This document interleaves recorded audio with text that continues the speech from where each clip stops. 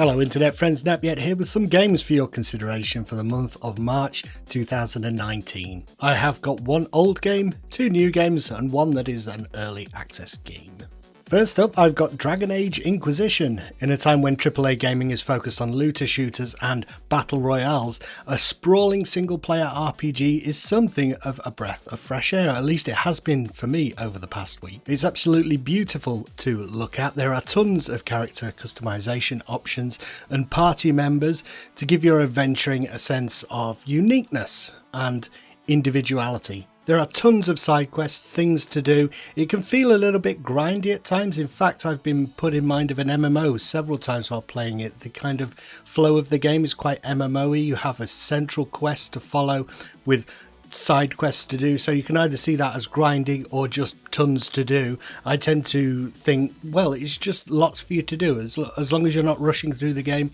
A lot of these interesting side quests and activities as you follow this grand story to save the world.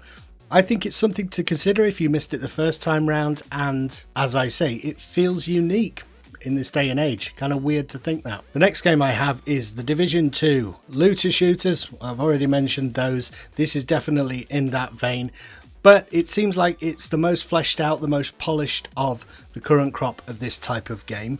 Again, it's a game that looks beautiful. The atmosphere of the city streets and a broken down Washington are really very evocative, and you definitely feel like you're in this post-apocalyptic world. The world also seems very lively. Okay, it's populated mostly by psychopaths and vigilantes trying to clean up the streets, but there's lots going on. You know, there are random events, patrols, guys fighting each other. It definitely feels like a world that is living in some sense.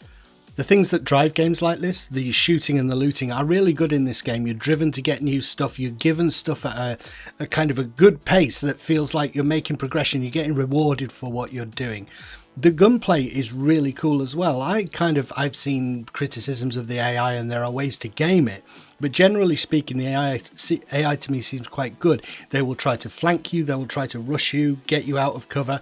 There are armoured guys who will kind of bear down on you unless you're using skills or some clever tactics to get around them. They will steamroll over you. You kind of have to think what you're doing in this game. The combat has been very engaging. The storyline is kind of good. I like some of the characters as well. It's a gritty real world feel, that Tom Clancy thing, nothing too far-fetched. I mean, there are far-fetched things in it, such as some of the drones and technologies that you use, but generally speaking, it's quite grounded. Thoroughly engaging so far, and if you're looking for a really good looter shooter, I think this is the best one available at the moment. Third game on my list is a new title, but it's an indie title. It's called Geminal Back in the Groove, and it's a reimagining of a game that was released in the 90s.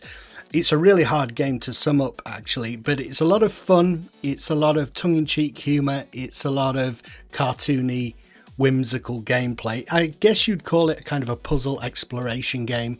You have to go through various levels, finding these ship pieces for these crazy Geminal characters who are stuck on Earth. There are weird gadgets that you find along the way, and that's part of the thing that drives you forward, finding these new presents they are, and you open the present and all of them do weird and wonderful things. There are wacky enemies that you encounter. It's just a lot of fun in a way that some of these more big budget games kind of suck your life away. They take so much time, they have so many complex systems. This is a really simple game to play, great fun to jump in, and there are multiplayer options which are really good as well. For Geminal fans, it's great. You know what to expect. It does a good job of bringing back the gameplay from back in the day with some refinements. It feels a lot more polished, the graphics are much better. I mean, most people who love Geminal will have already got this game, so I'm kind of pitching it to people who maybe aren't aware of it. It's great fun. It's great fun. And finally, I've got a game that's in whatever you call it, early access, beta, VIP, backer, early whatever. It's called Phoenix Point, and you can get this if you pre-order. I think it's one of the deluxe sort of special edition things. You can get access to the backer build.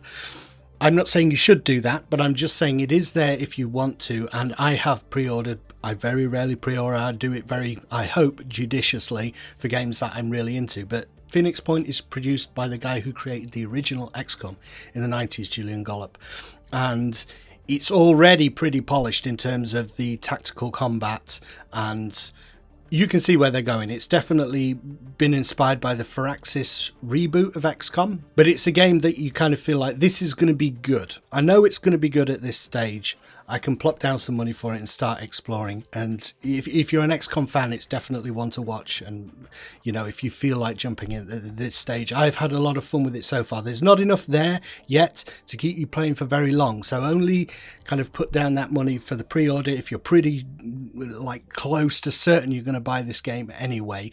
But as I say, the tactical combat is really good.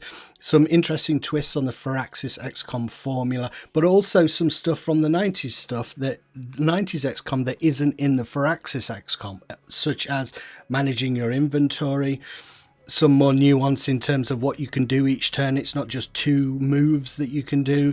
You kind of, it's a hybrid between that Firaxis system of blue move, gold move, all technical stuff for XCOM players, and the original point system in terms of movement and action. Story is really a nice twist. The aliens are kind of these Lovecraftian horrors that emerge from the oceans, and they evolve as you do missions and adapt to your combat tactics. There's some interesting twists in terms of that core XCOM Earth against aliens idea. So that's 4 games for you to consider that I've been playing over the month of March 2019. This is a new type of video for me where I'm recommending games that I'm enjoying. If you like the idea of this video, drop a like and let me know what you thought in the comments.